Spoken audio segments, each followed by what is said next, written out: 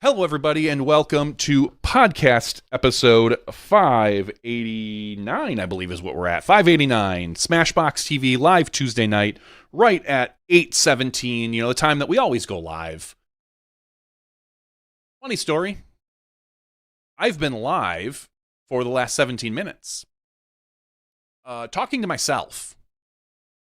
I hit live, I opened up the PDGA page, I made sure everything was going, and then I went and spoke for the last 15 minutes to myself because the stream was set to private. Last week we had to make a few little edits to one of the podcasts just to change something, and so it was set to private, and then we set it back to public, but apparently the YouTube studio decided it wanted to set itself and stay at private, and I wasn't watching the chat to see that nobody was chatting with me. And instead, I was just rattling off about PDGA Player of the Year. I was rattling off about the event over in North Carolina. Yeah, so I'm here talking to myself, which means I guess I have a little bit of a head start. I can get through this without stumbling, right? Right? No, probably not. Anyway, first things first, as you'll see, I'm by myself. Terry is on a plane. Well, I think he's waiting maybe at an airport to take off because he messaged me and he told me that I wasn't live. It popped up on my phone. And that's how I knew I wasn't live. He's like, no Smashbox tonight? And I had to explain to him, like, no, I'm doing Smashbox. I'm definitely live. My thing says live. I see it say live. Everything looks right. But it doesn't help if we don't let you see it. So right now, there's a 15-minute hidden version of this same podcast that will never see the light of day. In fact, I'll probably delete it. All I did was swear the entire time. Welcome to 2026. Happy New Year to everybody. The next few weeks, as you know, I will be doing some either solo shows or some guest hosts. We had Dust on the show last week. Not on the show, but on the chat. And I'll probably have him jump on at some point and join me. And if you can think of anybody else you'd like to guest host with, if you'd like to join me as a guest host, I'm open to suggestions. I was wondering maybe catch up with like James Proctor. I think that could be a lot of fun now that he's not going to be touring. Is he having any FOMO? Or I've reached out in the past to Hannah Macbeth and she's ghosted me. So it still hurts right here in my heart. So Tyler Brickley, he could be fun. Ben Kenny. Ben's got his own podcast. Isn't he still on Staggered Stance? Or does he not? And that dude's probably swamped right now. Swamped with the expo coming up in a few weeks. Not that he probably doesn't have time. I'll reach out to Ben at some point. Or Ben, you can reach out to me and we'll have you on just to talk about the expo and its growth and what we're seeing this particular year. Staggered Stances on break until next season. I had no clue. Sorry, awkward. Well, let's get into some PDGA results right away. We'll talk about the most recent PDGA event, the first A tier of the season,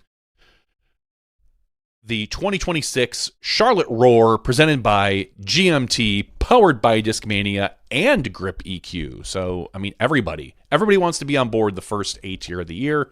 There is another A tier. It's an NADGT A tier that we won't really be talking about, but you can check the PDGA if you want to get those results. Winning this one, Paul Ulibarri. He took home $1,600, shot a 1062, 1033, and a 1047 to win by a single stroke over Anthony Anselmo. Anthony is a young man, rated 1036, with a PDGA number of 56579. And I looked at his PDGA picture, and that guy looks young. I don't know how old he is. I don't know much about him, to be honest, but he's been playing, I know, since like 2015. Regardless, being a 1036 rated player and not really being on tour is kind of amazing. I'm not going to lie. I'm going to bring up his page here and look at some of the other events he's played in the past, like 2025.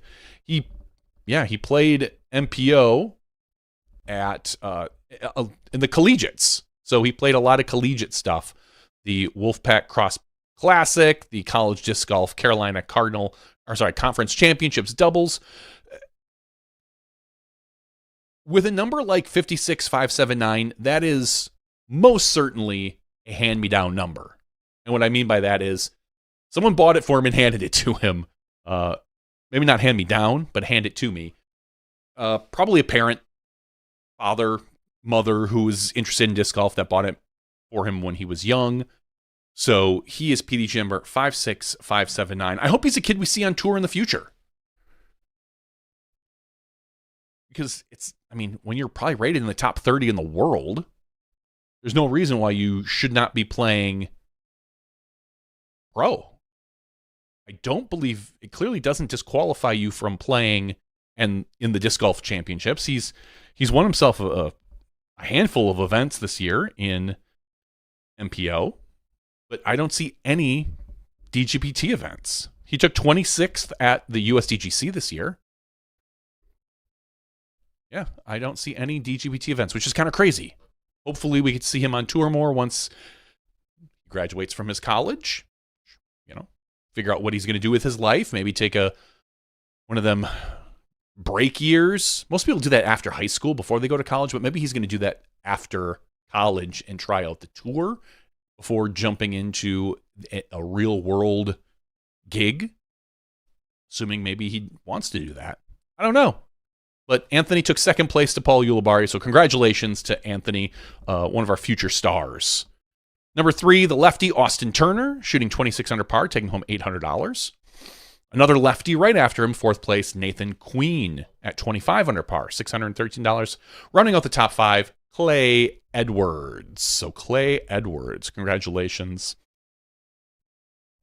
Over on the FPO side, this is really where the story is. Other than Anthony, who is a young player, but he has proven that he's a very, very good player. Eva Lusenko. And you'll have to forgive me. She's rated 903. She shot an 874, a 921, and then closed out with a 992 rated round. Eva's one of those players who is going to be one of our future stars.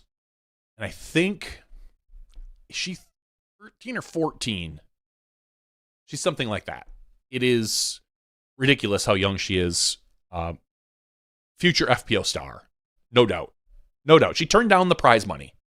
She turned down the $475, so that floated down to second place. Lindsay Moss takes $475 home. Third place, Leah Sinigini at $275. And in fourth place, Kirti Gura at $194. Now, Eva, being as young as she is and rated 903, she jumped up 4 ratings points last month. She's one of those players that it might be another, I would say, 2 years. Not this year, although she'll probably dip her toes into some DGPT events. She's going to try to win a world championship again, whether that's a junior or maybe she's going to go try FA1.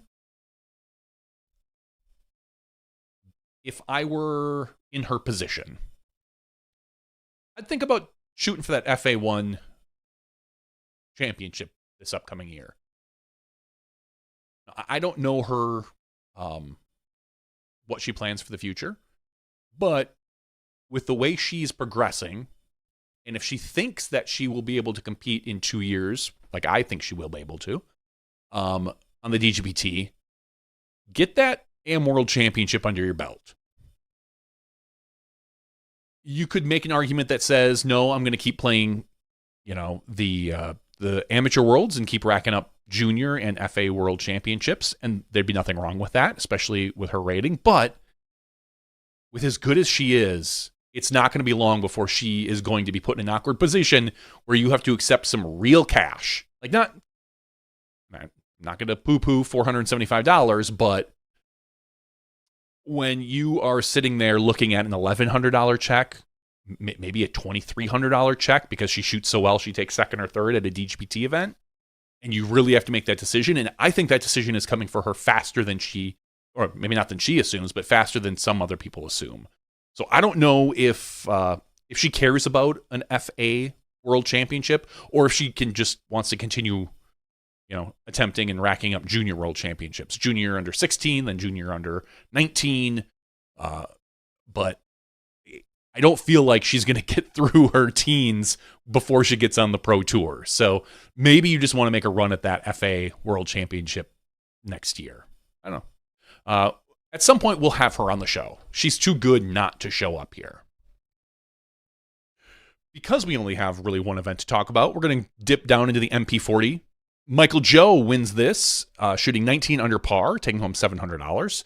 Besting Jeremy Colling. We know Jeremy just won an A-tier 2 weeks ago down in Mexico. Third place, Matt Dollar. Fourth place, Kobe Geis. And tied with Seth Brown. And sixth place, Tony Caparelli at $154. So those are all your cashing MP40. There was no FP40, or I'd talk about them. But Michael Joe, I don't know how old Michael Joe is. He might be a year younger than me. He's got to be starting to look at he's closer to 50 than he is to 40. Let's put it that way. So being able to still take down one of the new MP40 players, that's always fun to do. I'm sure there was a lot of laughs and joking around in that division with MJ, Colling, and Matt Dollar. Some of our most solid players in the MP40 division. I'm going to take a look at the chat board here and see what's going on. This will probably be a kind of a single episode show. There's not going to really be an after show, just so you know. We'll kind of get through everything we need to in one particular show. Terry Miller on the board. Terry says, Josh can't handle a single thing without me, apparently. You're not wrong. But again, we had to, we made something private last week and then made it public again. But the stream didn't take it. And like I said, it was funny because I was on a whole different tab reading off results, talking about the players of the year, which we'll get to here shortly, and doing that. And I didn't even bother to look at the chat to see if anything was going on. I just saw that we had gone live and the stream was going, but it was all private. Let's see here. So much for you being the number one SS podcast fan. Busted, says Terry Miller about Doc Zen. And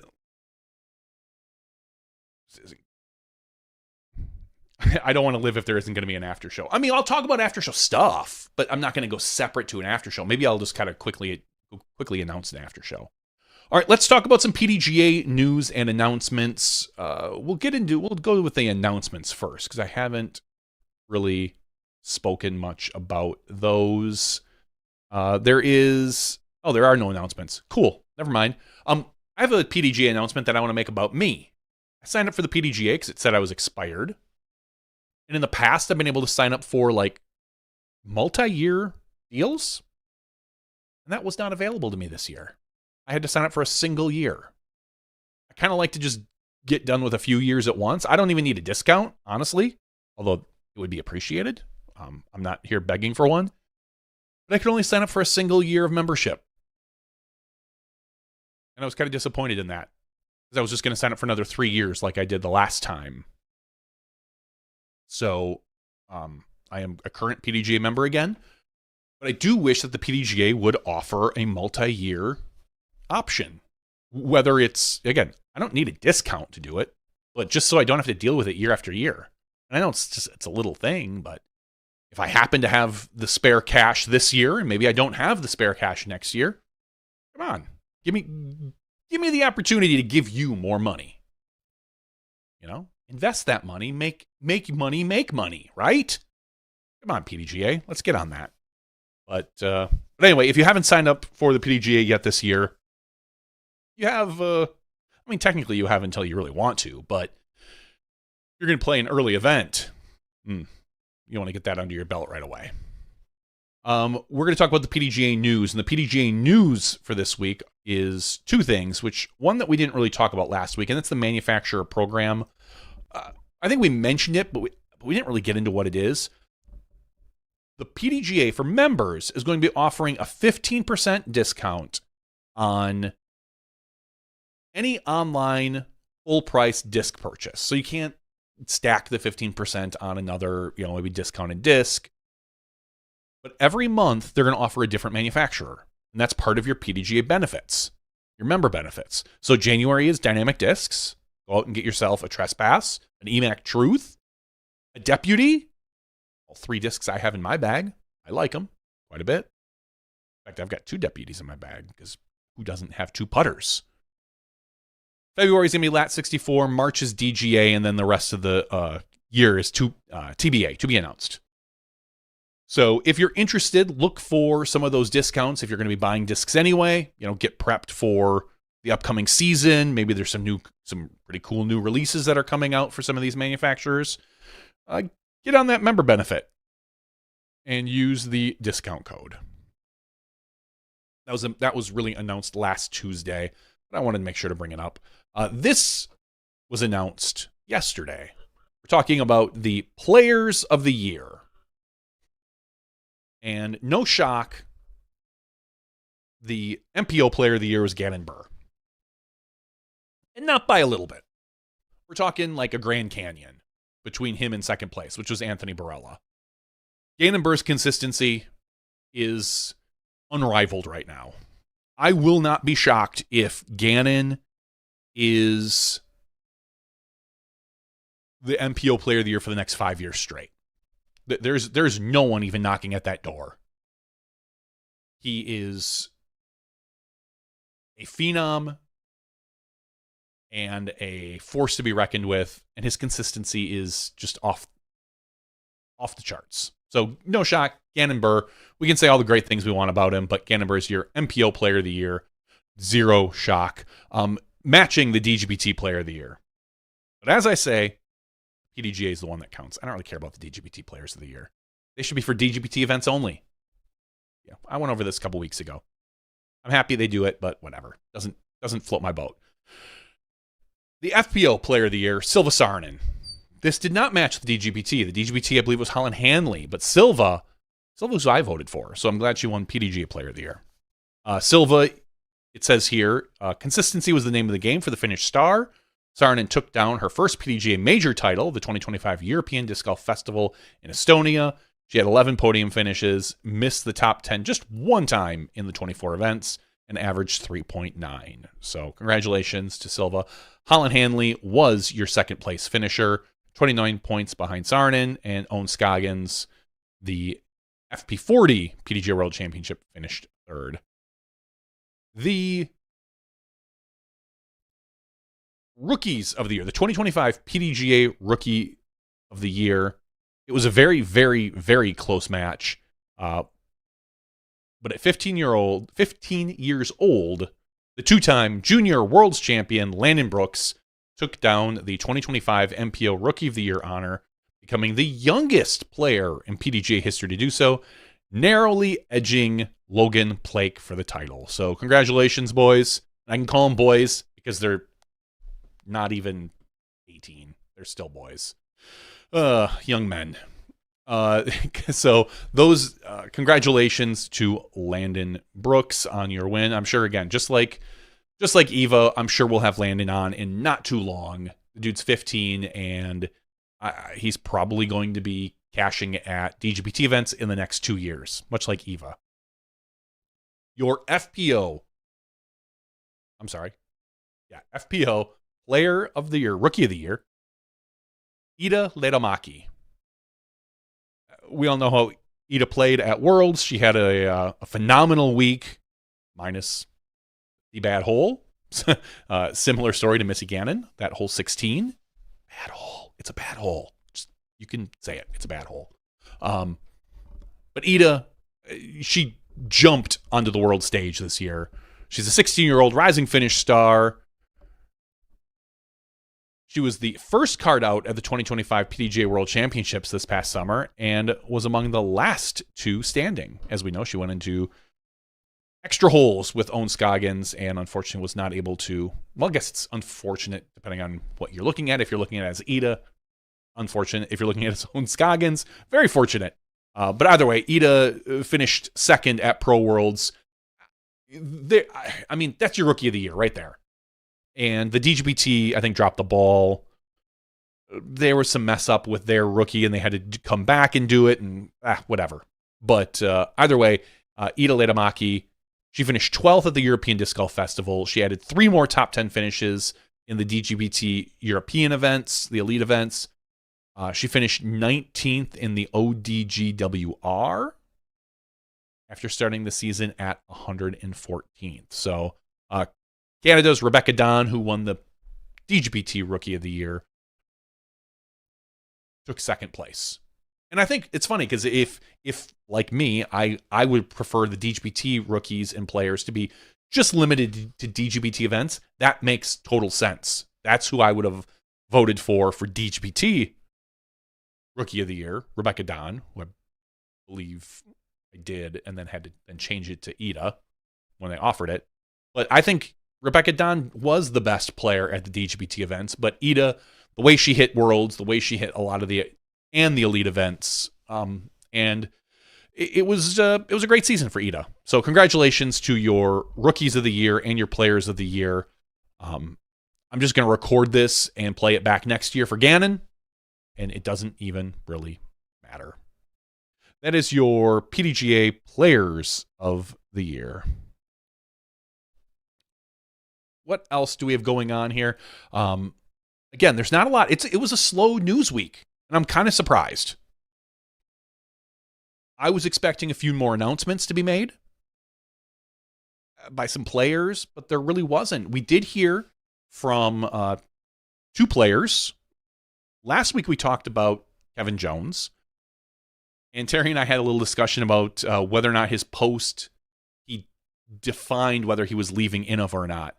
And it turns out I had said that he didn't make it clear. Terry was like, no, it was really clear. He actually literally says it. We were both right, because I heard through the grapevine that he actually made a post and they went back and edited it because people were unsure whether he was leaving Innova. So I caught the post early in the day. Terry caught it later with the update that made it very clear that he was leaving Innova. So Kevin Jones officially, as of last week, we talked about it, but he left Innova. And Matt Schlabach, an MP40 player, we all know him as the head of Titan Discs, have a steak with Matt. Someday I'm going to get to have a steak with Matt. I guarantee it. It's going to be delicious. But he was picked up by Discraft. So the only rumor that I heard about him on Reddit, the one comment said he was going to Discraft, was right on target. And it's really funny because I'm seeing a lot of posts online now asking, well, is this Discraft's way of getting in with Gannon and this and that? And to be honest, I don't think it is. I truly don't. I think that they are looking for someone who's good with social media, and Matt's out there. He is a public figure, and he's doing the social media hits, and it's going to advantage him and Discraft for that kind of thing. Just to be out in front. And I don't know what the caddy situation is next year, about whether or not, you're going to be able to see Discraft stuff if Matt happens to caddy for Gannon, which there's a good chance he will. They're good friends. We also saw Ben Kenny caddy for Gannon quite a bit this year. But I just don't think this is Discraft's. A lot of people are writing it off as if it's just a brawny situation, we'll say. If you're not familiar with the Lakers, you've got LeBron James and his son, and the Lakers drafted his son to keep LeBron on the team. That is what everyone says. It's to keep him happy. Giannis here in Milwaukee I think he had 2 brothers on the team at one point. I think maybe one of his brothers was in the G League, and his other brother was basically riding pine. But it's not that situation. But I think a lot of people kind of think that is the way it goes. But honestly, if you look back, Matt Schlabach was sponsored by Discmania before Gannon, and now he's left before Gannon. And we don't know what Gannon's future is. He's got another year at Discmania. I don't see Gannon leaving personally, but anything can happen. He's young. Go get that money, kid. But that's something we can worry about next year. By the way, Schlabach, sponsored by Discraft now. All the rumors were true. And by that, I say the one thing I read on social media. The other note that we saw was Deanne and AJ Carey are retiring from touring disc golf. It says here, after 7 years on the road, both of they're calling it quits. And I'm going to see if I don't know if I can zoom in on this. There we go. After 7 unforgettable years on the road, the Careys are officially retiring from playing disc golf full-time. They're going to be more regional players, is my guess. This life has given us more than we could have imagined. Endless miles, traveling to far-off lands, friends, blah, blah, blah, privilege of chasing down dreams. And they thank every fan that supported them. Closing this chapter is bittersweet, but we're stepping into a new season, one rooted in service, new uniforms, new orders, and a whole new adventure. This isn't goodbye, it's just the beginning. I am going to go out and say that we are going to see the Careys still involved in disc golf in some aspect, whether that is behind the scenes, running events, maybe a store, maybe working for a manufacturer. I think all that is just, maybe one of them gets a full-time job, like I quote, a real job outside of the sport, I'm going to say, doing something that isn't in disc golf. Not that disc golf jobs aren't real jobs. I mean, we know Terry doesn't have a real job. This is made up and play pretend, and I don't know how he makes his money, and I don't ask, but I see people handing him unmarked envelopes all the time. So what can you do? But I wouldn't be shocked to see one of them get a job outside of disc golf. But we'll see. Maybe they won't. Maybe they'll find a way, like Terry, to be able to make a living inside the sport. Either way, best wishes to them. Hopefully we see a lot more of them. I mean, we do see the Prodigy Disc stuff. Prodigy Discs is liked a lot of their posts, so maybe there's some future there behind the scenes. I don't know. If anybody knows, feel free to chime in on the board. Terry says, I was there for AJ's Am Worlds win and Deanne's top 4 finish at Am Worlds. Yeah, Terry, you're everywhere. Let's be honest. I mean, He also says, I'm looking to pick up a new sponsor on the side of on this side of the world. Perhaps Samsung or maybe Toyota. Yeah, Terry, go hit some of those major corporations. I think you're in Taiwan right now, or you're on your way. I don't know. But feel free to go ahead and just stop in, swing by, introduce yourself. It's a big sport in China right now, disc sports. So go for it. Yeah, see, that's it, Doc Zen. Terry is flying all over the world with random things in backpacks. He's got things in bags, things in backpacks. A lot of stuff unmarked. I'm not saying one thing or another, but I'm definitely hinting at things. Hopefully your flight and everything was safe. That's what you already did. But yay. We could play Where in the World is Terry Miller. We wouldn't know. We definitely wouldn't know. What else did we see out there for disc golf this week? Again, it was a quiet week. We had New Year's. As I said, Happy New Year's to everybody. There wasn't a heck of a lot of news. Most of the manufacturers make their announcements in the second week. If you look back last year, we saw most of them start on around January 8th or 9th and start to make announcements from there. So I'm expecting next week we're going to see the manufacturers announce their teams, their official teams. And I'm going to check out the sponsor tracker here. And see if there's anything that we saw that we missed over the last few. Bobby Burridge announced he's back with Dynamic, so that's an announcement, which is good. It was an extension. There was some worry amongst the disc golf community because Dynamic has scaled down their team, but I don't know what they're doing, honestly, as far as a team. If their plan is to scale down, find a great young player, a big player, and then kind of scale up. One of the announcements we saw, former DD player, Carter Aarons, announced that he is on Team Innova now. One of the lower tier teams, not the top team, clearly, is, he doesn't quite reach that peak of disc golf, but that was a small move that we heard this week. And maybe it was announced last week. I don't remember if we talked about it or not. A lot of times when Terry's talking, I just block him out. So, yeah, I think we're going to see more team announcements next week, but there's really not a lot of things to announce. I mean, we got Ezra Aderhold. He hasn't made an announcement yet. I know his contract was up. I think it's a lot of Discraft guys. Goose, we haven't seen. Kevin Jones might get picked up by somebody. It wouldn't shock me to see him go back. I mean, there's rumors he might be going back to Prodigy. Maybe pick up his disc line. Try to get some of that, get some of those reverbs back. If you're a big fan of the reverb, maybe they'll restock it. I don't know. Yeah, I'm not exactly sure if we're going to see too much more from individual players because there's just not a lot of players left. Hamas, I believe, is still technically a free agent as his contract had expired. And maybe we just haven't heard. We haven't seen a goodbye message. So that's one thing. Hamas is probably busy somewhere ice fishing. He might not even know it's the new year. He might be in some ice shanty somewhere trying to pick out some walleye. Is that what you fish for in winter, walleye? I don't know.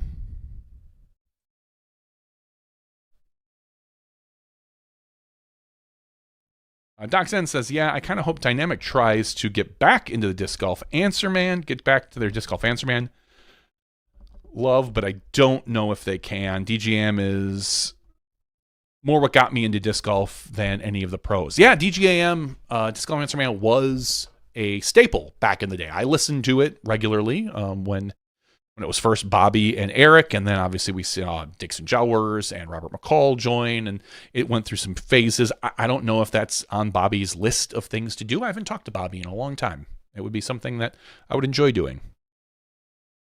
But I feel we're in a different spot in disc golf. I don't know if Disc Golf Answer Man is really needed anymore. We have so many podcasts and so many more outlets than what we had back then. DD is in a different spot. If it's something they wanted to do, I know they were talking about getting it back on the air. If it's something they want to do, then I hope so. But I'm going to feel really bad if it's actually happening right now and I don't know. So we'll see. I could have Bobby try to get Bobby on as a co-host. Yeah. That would be a lot of fun. Just in general, talking disc golf. It would be interesting, in general, to have someone who works in the industry like Bobby directly with a manufacturer on. Kind of catch up on what he sees the future of social media. Bobby's always been, I don't want to say cutting edge, but always had his finger on the pulse of maybe what is popular at the time. And that's what made him very good at dynamic discs. So what else is going on? Do we have anything from the board? There's a few people chatting on our board. And remember, we're live every Tuesday night. Every Tuesday night at 8 p.m. on SmashBoxxTV. Feel free to jump in and make yourself known. We answer almost any question that we find on the chat board to make sure that everything's going. I know the DGBT is... I want to give some props to the DGBT. Like, legitimate things that are better now than they have been in the past. I looked today as I was getting things ready for Skip Ace, the fantasy disc golf site, the best fantasy disc golf site, the number one fantasy disc golf site, the fantasy disc golf site that everybody's known and loved for 15 years. The owner is a good friend of mine because it's me. I was looking for events because we're starting to get things ready for the upcoming season. I know it's pretty early, but almost all of the DGBT events are registered on the PDGA site. They have PDGA numbers, which is a huge and important thing for me in order to import them into my system. No, there's obviously no players registered yet, but just the fact that the events are created is a huge win and things that we didn't see. There were times, I think even last year, the first few events were done pretty early, but then half the season wasn't added until later. And now this year, I believe we see the entire season short of the DGPT Championships out on the PDGA as created events. So a huge thank you and shout out. And I love the prep. And I know it affects almost nobody, but it is good to have those out there so people can see and verify that these are the dates that things happen at the PDGA site, because otherwise you have to go to different sites, go to DGPT versus PDGA, all the stuff. Just to have it in one spot is phenomenal. So a big shout out to DGPT and PDGA for getting that stuff all up to date. My plan is to work on getting some final things set up for Skip Ace. I started looking at it again after about a 3-week break. I haven't looked at it in about 3 weeks. And just finalize and make sure that the site is ready and good to go. I'd like to get it so it's available for people to register and sign up and run drafts by the 1st of February. And I know we have until almost the end of February before the season starts, but there's no reason why things can't get going a little bit sooner. Terry, I did have a dream that you were in last night. As he said, I had a fantasy the other night. You were in my dream last night. As some of you know, I have an EV now, an Ioniq 5. And I had a dream that, first of all, I bought we're getting into after show stuff now, by the way. Ready? After show. I had a dream that I bought a house in Minnesota. Some island in Minnesota, of all things. I'm sure Minnesota has islands. I don't know. I specifically remember I bought it for $190,000 because somebody at work needed to sell it. So they were at work and they're like, oh, I'm thinking about selling my house. And I just said I would buy it. How much is it? $190,000 sold. Which would be a great price for a house. I don't know. But then I realized in my dream, I didn't ask my wife about buying this house. And my plan was to move there. And so then I tried to get out of the sale. And at some point, Terry and I were like driving around trying to figure out how we do this. And we were in his car. And we pull up to my car. And it's not on blocks. Imagine your car balanced each wheel on another wheel. So rather than having it jacked up, there's 2 sets of wheels, one on top, one on the bottom. And that was my car. But the dream was that someone stole my battery out of my car.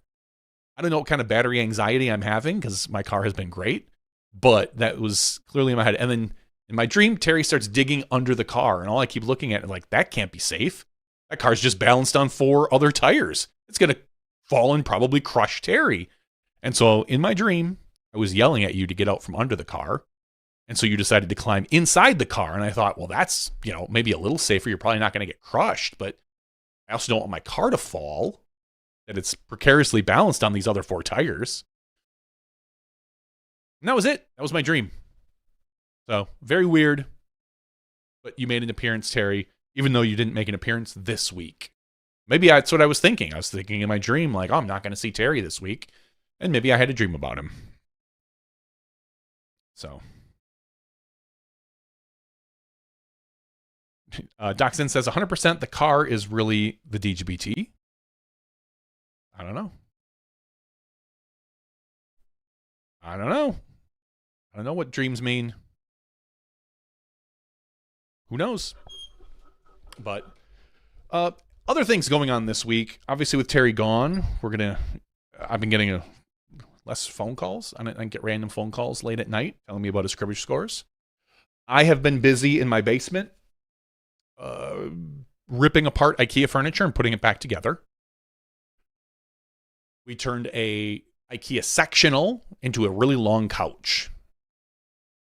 So I took it all apart because IKEA furniture comes in parts anyway.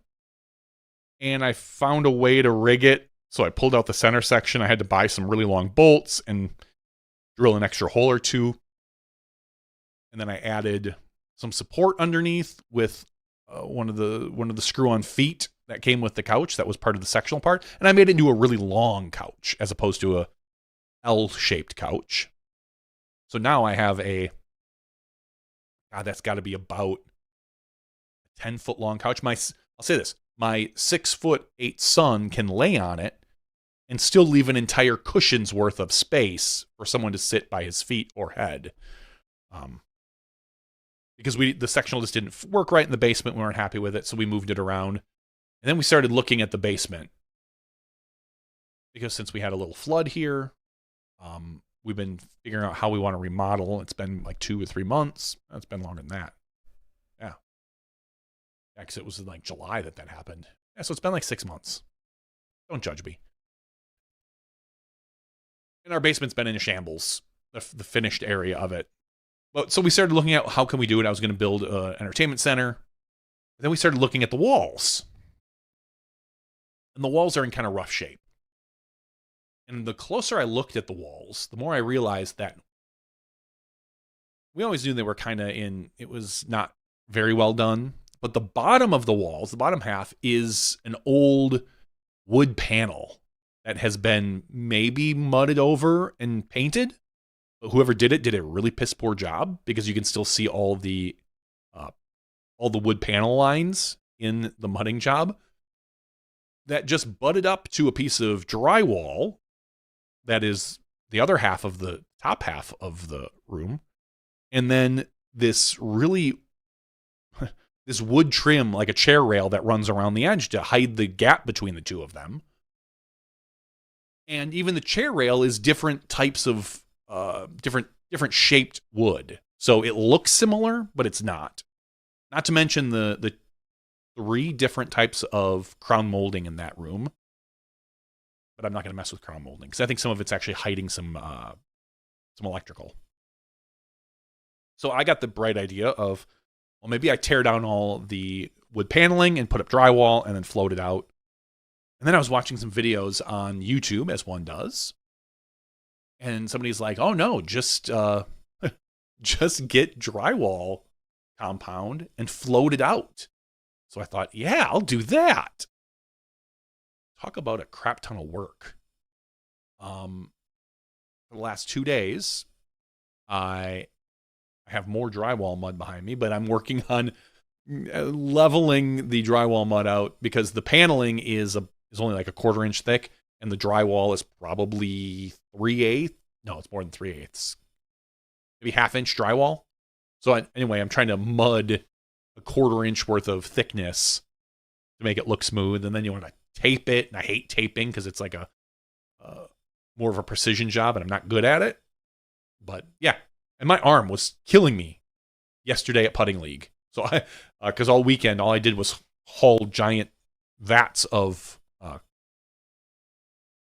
compound and slathering it on a wall, and so my arm's constantly holding like, for like 8 to 10 hours. I did this over the weekend, but I still played well at putting league, thankfully. And for the first time ever, we saw somebody at putting league do a perfect round. So shout out to Andrew Cunha, friend of mine, who was a friend of all of ours. He did a perfect round, which is 3 putts at 5 stations. And we're all very happy and proud of him. Like, oh, look at you shot a 20. Because you get 4 points if you make all 3, and 2 you make 2, and 1 if you make 1. And so he was pretty cool. He's like, oh, I don't know if anyone's ever done this, or we haven't seen it. He goes to turn it in, and someone said, oh, did you get into the ace pool? And he looks at him and goes, what ace pool?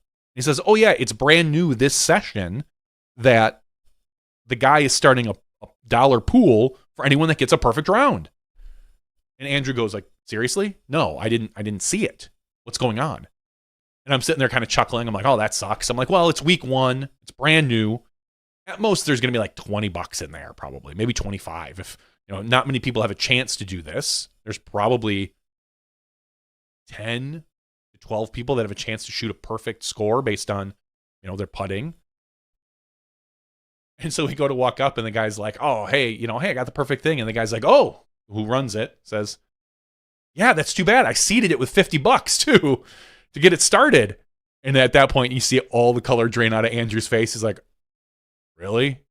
So Andrew was out like $60 or $70 because he didn't sign up for it, but hopefully we signs up for it. Now we're going to sign up for the future, and no one's going to get it. That's just how it works.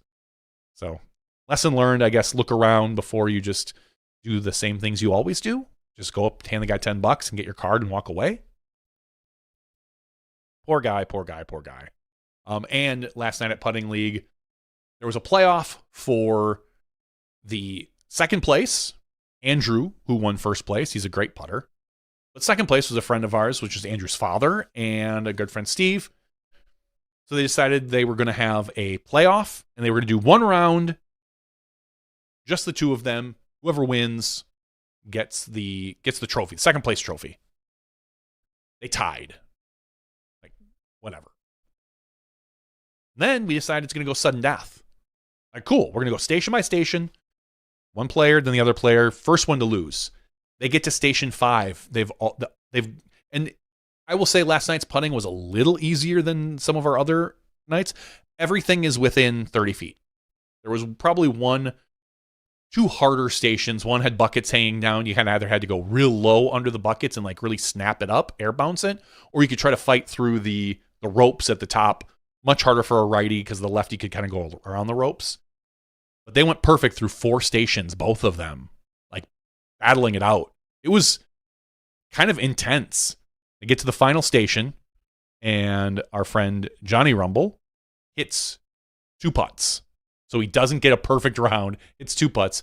Our friend Steve Held comes up after that, hits the first putt. I lift my hand like, woo, 1 putt down. And I'm kind of in his vision. And as he stops and he's like, seriously? And he looks at me. And then he's at that point lost focus because he's focused on me. We're in a busy bar. There's people moving all over. And he misses his second putt. And then he proceeds to miss his third putt. So our friend Johnny Rumble wins the putting league, and Steve blamed me for distracting him when I threw my hand up when he hit his first putt. Too bad, so sad, is what I said to him today. I said, deal with it. He was fine with it. He chuckled, but he did blame me. So, oh well. You gotta learn how to focus. We're at a bar, for crying out loud. But either way, it was a lot of fun. Yes, and the fun fact that Andrew's father, Johnny Rumble, if you ever see Terry's symbol on his shirts, the little shadow gentleman throwing the disc, that is Johnny Rumble. That is his silhouette, not Terry's. So, Zen says, well, it's 10 p.m. I got to be up at 5. Good night to all. JVD, honestly, hope you have a great show, even while alone. Terry, be safe in his trip. Yeah, Terry's got to be safe. We don't have a lot more to talk about. It's been an hour. We're probably going to wrap this up. I keep saying we, but it's really just me. I'm going to wrap this up because it's again, a quiet. I'm hoping next week we're going to see a little bit more. Next week, I also hope to have a guest host. I didn't reach out to one today only because there was so little to talk about. I didn't want to bring somebody on just to kind of be extra boring versus just what I am. So, I hope that everybody had a good and safe New Year. I sat at home with my kids and we watched So I Married an Axe Murderer and played Catan. So I hope your New Year's was more exciting than mine. I know I talked to Terry. He had some interesting experiences on New Year's. Maybe someday he'll share it with us on the podcast. But those are not my stories to share. I got to chuckle out of them. So for just me, John Van Derzen, this is podcast episode 589. You can be sure that we'll be on time next week. I will make sure that we're public and not private, and that the 16 minutes that I talk to myself with nobody else around will never see the light of day, because it was more or less the exact same 16 minutes I started with at 8:17. I want to thank Terry Miller for letting me know that I wasn't live when I thought I was. And that's about it. So we'll see you again next week with a lot more news, hopefully, when you step inside the Smashbox.